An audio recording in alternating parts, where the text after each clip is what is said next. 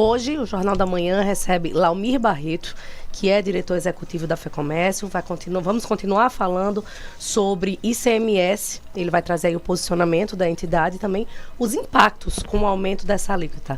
Laumir, seja bem-vindo, bom dia. Bom dia, prazer enorme, satisfação estar aqui, como sempre. Secretário executivo, né? Diretor executivo. Vamos lá, diretor executivo. Laumir Barreto, representando a FEComércio e uma das pessoas que está à frente aí dessa discussão que envolve o aumento de alíquota. Qual a expectativa hoje da FEComércio diante do que vem sendo colocado, porque o jogo já está sendo jogado, né? Nós já estamos vendo toda a movimentação política e a movimentação técnica também em relação a essas matérias. Qual a expectativa dos senhores para a aprovação dessa matéria na CCJ no dia de hoje ou reprovação? A discussão na CCJ hoje cinge-se basicamente à questão da legalidade e constitucionalidade. E além disso, a gente sabe que o governo tem ampla maioria na Comissão de Constituição, Justiça e Redação Final. Deve passar. Deve passar. Eu acredito que deva passar. A gente lembra que no ano passado, o próprio deputado Francisco do PT, quando esse assunto foi levado à CCJ, propôs, e a gente tem até uma expectativa que ele adota a mesma atitude, que ele tenha a mesma iniciativa, de sugerir que seja feita uma reunião, uma audiência pública conjunta das comissões, para que a sociedade possa debater. A gente vem discutindo muito a necessidade do Estado ampliar esse debate e buscar o que a gente chama de um pacto pelo desenvolvimento, envolvendo não só a Assembleia, como o próprio Poder Executivo, os demais poderes constituídos e a sociedade, que também é representada pelos deputados, mas através dos seus órgãos de representação, como é o caso da FEComércio, outras federações e outras entidades de representação, inclusive dos servidores, porque há já depoimentos, há já posicionamentos contrários também dos servidores públicos estaduais. Então, em relação à Assembleia hoje, a expectativa é que seja aprovada, mas existe também a expectativa de o deputado Francisco do PT ou algum outro, talvez, ampliar o debate e propor, né, a realização de uma audiência pública. Antes da votação da matéria? Eu acho que sim, porque depois de votado... Seria o mais lógico, né? Seria o mais lógico, porque seria até conjunta, como foi feito da outra vez. CCJ com as finanças. CFF, exatamente. Laumir, um argumento que tem sido utilizado muito por parte eu não vou falar do governo, mas também de apoiadores, é de que mesmo com a redução da alíquota, não a redução, não aumentou mais um ano para 20%, quando permaneceu em 18%, eles não observaram uma redução nos preços, dos preços praticados no comércio. Queria saber como é que a FEComércio responde a esse argumento que é utilizado por parte do governo. Vamos lá, imposto é um pedaço que é calculado ao final de todos os custos da formação de preço.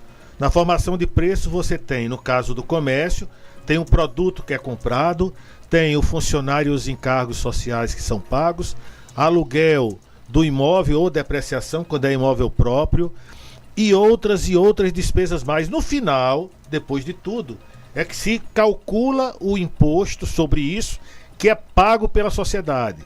A gente insiste em dizer que quem paga o tributo não são as empresas do comércio, quem paga é a sociedade. As empresas simplesmente recebem esse pagamento e repassa para o governo, que deveria gerir melhor. Agora, eu acho que a primeira pergunta que se deve fazer é o seguinte: foi o que aconteceu no ano passado com o aumento da alíquota modal? O Rio Grande do Norte teve 210 milhões a mais do que a Paraíba arrecadado.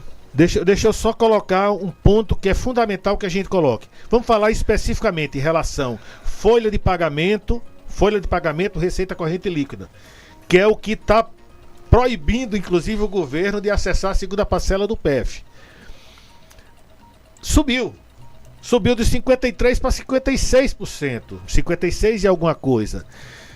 Então, assim, o objetivo foi repor perdas que foram repostas pelo governo de quase 280 milhões em relação às leis complementares que o secretário mencionou na entrevista que eu assisti, 192 e 194. Houve um repasse, não foi suficiente. O governo é do PT, foi o governo do PT quem calculou e repassou para os estados. É bom que se lembre disso. Então, primeiro isso, o que foi que aconteceu no ano passado em relação a folha, aumentou a relação folha-receita corrente líquida. O que foi que aconteceu com as vendas no comércio? Caíram para números negativos, quase menos 1%. Isso em 2023. Quando a alíquota era 20%. 20%. Como é que estão as vendas do comércio agora no ano de 2024? Se a gente fizer o acumulado 2023 de janeiro a agosto, comparando com janeiro a agosto de 2024, a gente tem um crescimento de 6,3%. Se a gente comparar agosto com agosto, a gente tem um crescimento de 7,3%. Então a gente tem, primeiro, aumento do volume de vendas, vende mais, você tem a necessidade de mais pessoas para vender e aí gera mais emprego. A gente tem um número recorde de empregos, inclusive o secretário falou ontem que era puxado pela Constituição Civil. O maior volume, o maior crescimento que houve foi no comércio e serviços. 60% do total de empregos gerados foi de comércio e serviços. A gente está falando em 31 mil novos empregos. A gente teve um aumento da renda da população que é proveniente de aumento de salário, que só se dá, no caso da iniciativa privada, quando se tem condições em função das vendas. Então, é bom que a gente sempre coloque, e aí eu não estou aqui desmentindo ou informando que há algum dado passado por quem quer que seja do governo ou da sociedade, mas colocar todos os números, vamos colocar todos os números. O que é que se fala em relação a 2024, o que está acontecendo nas contas do governo, que é o que a gente mais prega? O governo precisa fazer um ajuste fiscal. O ajuste fiscal não deve ser, para ele ser atingido, utilizada a receita fácil, que não funcionou no passado, de aumento de alíquota modal para penalizar mais ainda a sociedade. Que aconteceram com as contas até o mês de agosto, até o mês de agosto, que é o que está disponível pelo Tesouro Nacional, porque inclusive o governo, desde o mês de junho, que não disponibiliza os dados estratificados das contas do governo. Desde junho? Desde junho. E esses números geralmente aparecem aonde? Tesouro Nacional. Tesouro Nacional. Tesouro Nacional. Então esses números que eu vou passar é do Tesouro Nacional. E aí são alguns números que chamam a nossa atenção. O que aconteceu com folha de pagamento, que o governo disse que não teve como aumentar salários. A folha já cresceu de janeiro a agosto, real, já tirando a inflação, 3,9%. A folha, sem reajuste. Aí o governo disse, não, mas eu não tenho como fazer... Mas esse crescimento não é aquele vegetativo que acontece independentemente de qualquer reajuste que seja dado? Em tese, o governo disse que nem repasse da inflação, nem repasse para repor a inflação foi dado. O que o governo inclusive tem dito é que o reajuste de 2025, na verdade, é reposição das perdas. Daí o posicionamento contrário dos sindicatos, que alegam exatamente isso. Se é reposição de perda, a gente não está falando de reajuste salarial. A gente está falando em recomposição. Mas voltemos à questão de despesas do governo. O que aconteceu com o custeio, que o governo disse que custeio não tem se trabalhado de janeiro a agosto, o custeio aumentou mais de 20%. Eu tenho em números reais. O custeio é tudo o que envolve a máquina pública, merenda escolar, abastecimento de energia. Janeiro a agosto, crescimento 477 milhões, comparando com 2023. 477 milhões, dá 20,7% de crescimento em relação ao ano passado. Se a gente projetar até o final do ano, claro que varia de mês a mês, no final do ano às vezes tem uma despesa maior, mas a gente está falando de mais de 700 milhões. Aí o governo fala em perda de receita. Não, porque caiu o ICMS. Até agosto o ICMS não caiu. Até agosto não caiu. E mais, a gente teve uma evolução da receita corrente em valores reais, evolução, comparando com o ano passado, tá? De 1.123 bi. As nossas receitas cresceram 1.123 bi. A receita ela é composta também especialmente pelo FPE. Vocês têm noção dos números do FPE deste ano? O Fundo de Participação dos Estados aumentou? Que reflete também no FPM, né? Reflete no FPM. 25% disso é destinado para os municípios. Tá? Esse percentual de participação, hoje ele considera não só população, mas também a economia, o que foi vendido no Brasil. E aí são percentuais, que em 2023 era 3,19%, 2024 passou para 3,57%, a diferença de 0,38%. 0,38 pontos percentuais. De 24 para 25 já foi divulgado pelo TCU, tá? Vai subir de 3,57 para 3,99.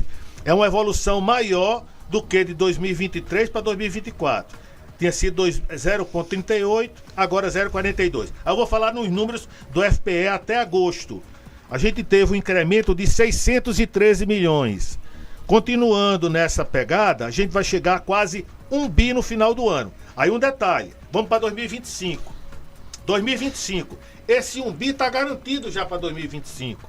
Porque foi o que vai ser o que vai acontecer em 2024. 2025, a previsão com 0,42. Se a gente chegou a quase 1 bi em 2024, a gente vai ter 2 bi a mais se comparado com 2023. Só de FPE. Então, bora lá, Júlio Pinheiro, porque não está batendo. Não está batendo a conta.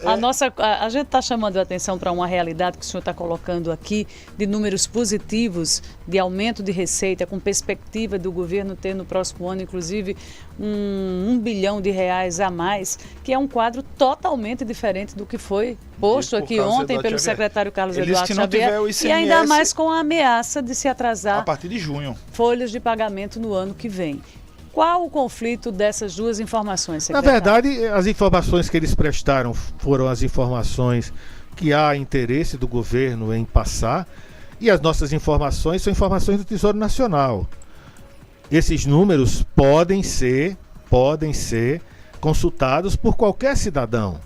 Claro que vai ter que fazer algumas contas para fazer comparações, mas são números reais que a gente traz e alerta, né? A gente já teve essa receita de bolo e não deu resultado, pelo contrário.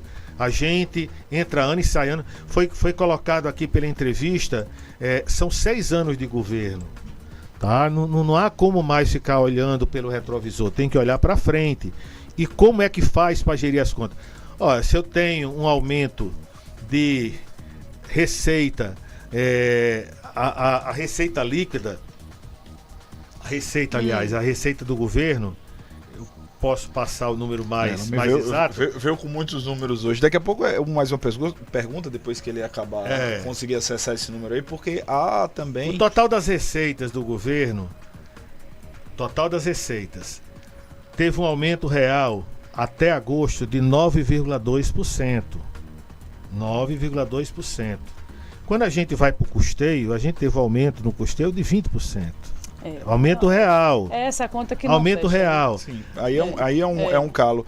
Laumir, mas algo também que tem sido dito pelo governo do estado é a necessidade de adequação, suposta adequação a nova reforma tributária, né? A tributação, porque diz que tem uma média da arrecadação dos estados até durante um determinado período para depois se definir como vai ser a repartição, a base de cálculo para repartir os recursos. Eu queria saber como é que a FEComércio entende esse argumento e se acredita que é um argumento válido. Esse argumento ele é desprovido de respaldo legal. Não há na proposta da reforma tributária que foi aprovada no Senado Federal, que chegou e isso foi inclusive discutido no ano passado. Não há, no projeto que está em análise, não há essa disposição. Pode até, quando voltar para o Senado, vai ter que voltar para o Senado, pode até ser inserido. Mas hoje, essa regra, essa norma, ela não existe.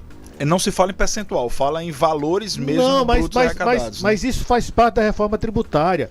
No projeto originário, havia essa previsão, sim, de se fazer essa média até 2026. No projeto que está hoje em votação, que está hoje em discussão, não existe. Pode ser que seja inserido quando voltar para o Senado. Mas no que está sendo analisado na Câmara dos Deputados, não há essa previsão. Não há essa previsão. Então, mais um argumento, você acredita que não está ludibriando a população? Eu diria que talvez o governo tenha a expectativa de que isso venha a ocorrer. Por razões de atuação do governo junto ao parlamento, tá? Mas, de fato, isso hoje não é real. Laume, e outro ponto que tem se discutido também é porque em 2023 as entidades representativas do setor produtivo conseguiram fazer com que fizeram a pressão, a sociedade também, parte da mídia, fez a pressão e o aumento do ICMS não foi aprovado. Como é que está o sentimento nesse momento? Você está falando que queria uma audiência pública. Está havendo um contato direto com os deputados por parte da FEComércio e de outras entidades? Está tendo essa negociação? E qual é o sentimento que vocês têm tido dessa discussão com os deputados? Eu não gosto de usar a expressão pressão.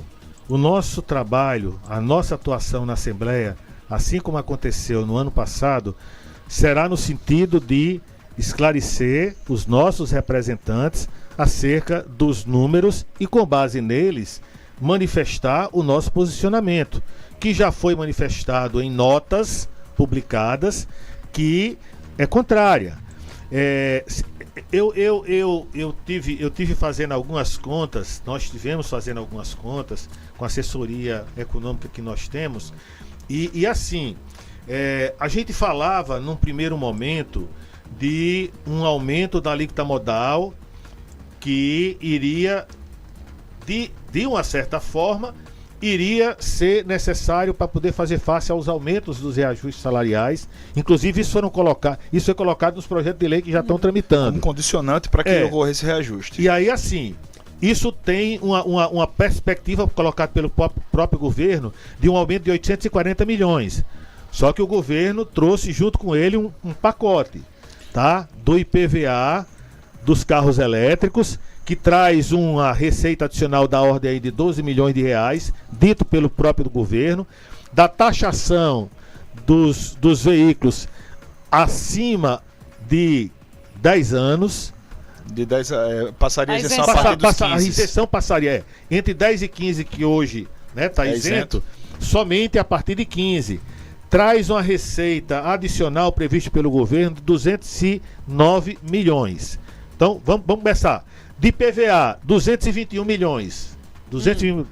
A alíquota de REN, que a partir de fevereiro... Que é do combustível. Que essa já está garantida. Vai ter um aumento. Essa está garantida, já foi publicado. Essa já está na conta. Vai ter um aumento de 0,0979, que corresponde a 7,13%, é quase o dobro da inflação. Irá gerar, segundo o Sindipost, um reajuste adicional de 100 milhões de reais. Isso, o próprio Concefaz também faz essa projeção aqui de ITCD ou ITCMD, o governo informa que o projeto ele não vai trazer nenhum impacto, inclusive não traz nenhum detalhamento financeiro também. Somando tudo. E também dos supérfluos, né? O FECOP, que é o de 48 milhões. A gente está falando de mais de 1.200 bi. Mas aí tem muita gordura também, né, Laume? Que provavelmente o governo está encaminhando tudo já com a expectativa de que se crie algo. Aí vamos, assim, um dos argumentos que foram utilizados, eu vou utilizar um apenas, que o governo falou que iria reverter para a população, e a gente precisa o cashback. fazer conta. Cashback. 5 milhões ano, não é isso? Sim.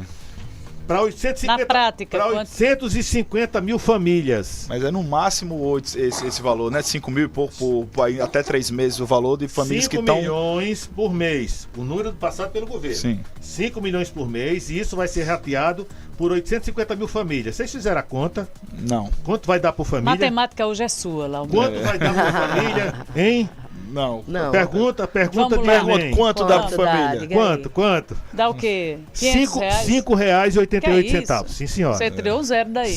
Não, divida aí. Pega a marca. 5 milhões dividido por 850 mil. Então quer dizer que cada família que utilizar R$5,88 está falando só vai receber de volta menos de R$6. Eu estou dizendo isso com base nos números que o próprio governo apresentou. Quem vai ter direito a isso são as 850 famílias que estão cadastradas nos programas sociais. Não é por pessoa não, é por família, viu? 5,88, se a família tiver, vai dividir R$6 por 3, né? Para R$2 para cada pessoa. Secretário, e para gente, vou lhe chamar de secretário. diretor da FEComércio, Laumir Barreto. Fechando aqui a nossa entrevista, o senhor fala na expectativa de convencimento com todos esses números que o senhor coloca dos deputados estaduais, mas o próprio secretário Carlos Eduardo Xavier deixou claro que o dever de casa está sendo diferente este ano e que a expectativa do governo é sim aprovar uma matéria, todas essas matérias, principalmente baseado no histórico de 2024, quando o governo do estado arrumou a sua base na Assembleia e venceu todas as votações. Como vencer essa barreira política que o governo já se organizou?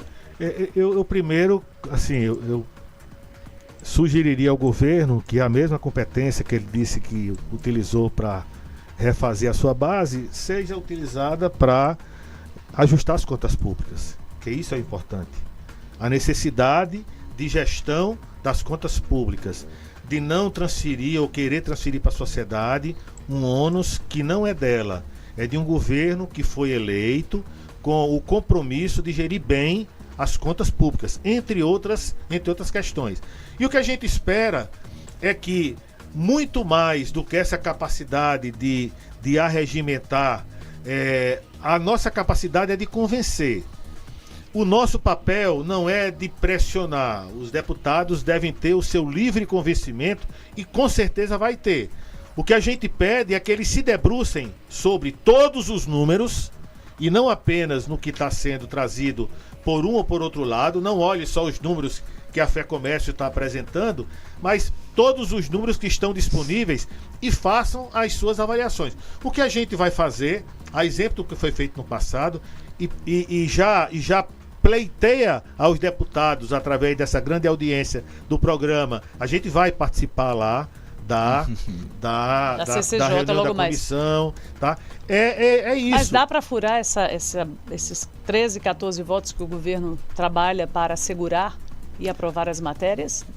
O ano passado a gente teve os votos suficientes que mantiveram a decisão da Comissão de Finanças e Fiscalização, que fez com que o processo não passasse. A gente espera que sim. E a gente existe, né, no jargão popular que eleição só se ganha no dia.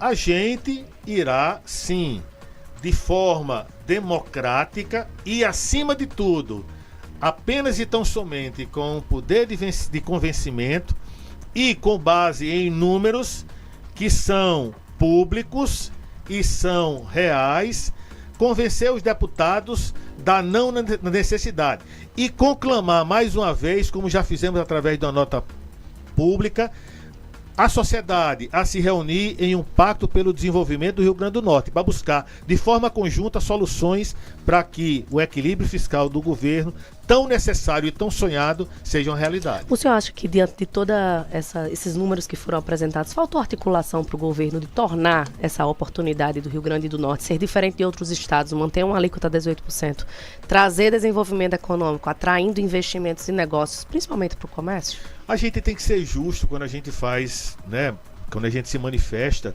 O governo até desenvolveu, até teve iniciativas que, em tese, teriam o intuito de contribuir para isso.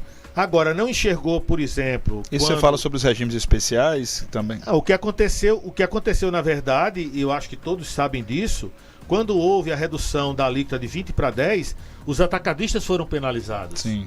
A partir de janeiro deste ano, houve aumentos variando aí de 1 a 2% no regime atacadista. Os atacadistas hoje, eles têm realmente... Por que isso? Existe um instrumento que é hoje, diferentemente do que acontece... Mas o secretário argumenta que essa alíquota só tem impacto para dentro do RM. Do ICMS. Do ICMS. Do regime atacadista, não. Não, ele fala do regime atacadista. Do regime atacadista. Ele fala sobre a alíquota intraestadual, falou ontem que isso seria um valor... O governo fez isso. O governo teve essa iniciativa de aumentar a alíquota... Alíquota não, diminuir... A alíquota... aumentar a alíquota para os atacadistas. E isso foi uma realidade que trouxe, inclusive, uma receita adicional. Com um detalhe, em vários estados, e aí não deixa de ser algo que a Assembleia possa repensar e talvez até pensar em inserir nesse pacote, em vários estados, em várias unidades da federação, entre os quais, se eu não me engano, o Rio de Janeiro, o Rio Grande do Sul, essas mudanças de regimes especiais, que aqui hoje se faz através de decreto, ele tem que ser referendado, tem que ser validado pela Assembleia Legislativa. Então, assim, hoje o governo tem essa possibilidade, inclusive o secretário disse ontem, e é verdade, numa mesa de negociações, na verdade não foi uma mesa de negociações, porque o governo pediu uma reunião para apresentar os projetos e aconteceu na Fierne, com os representantes das classes produtoras. E lá ele disse, não, se houver aumento da alíquota modal, a gente volta ao anterior. Só que, vocês se lembram o número que o Concefaz apresentou de quanto seria necessário para que o Estado do Rio Grande do Norte conseguisse repor todas as suas perdas, o Concefaz presidido pelo secretário. As perdas da desoneração dos combustíveis. Dava mais de 22%. A gente vai ter outra proposta de aumento no próximo ano, para 22%, para poder justificar. Então, assim, essa possibilidade de aumentar a alíquota modal e, paralelamente, poder atuar nos regimes especiais, nas concessões de benefícios e outros mais que o governo faz por simples decreto, talvez seja mais republicano, que isso seja competência também da Assembleia Legislativa. Passe por lá. Muito bem, muito obrigada, Laumir Barreto, diretor executivo da FEComércio, pelos esclarecimentos. Desejamos êxito aí na missão da FEComércio e também das entidades em conjunto. Aqui, né? Ele escreveu tudo aqui. Só essas folhas de Laumir. Maravilha, gente. 8h45. Repita. 15 minutos.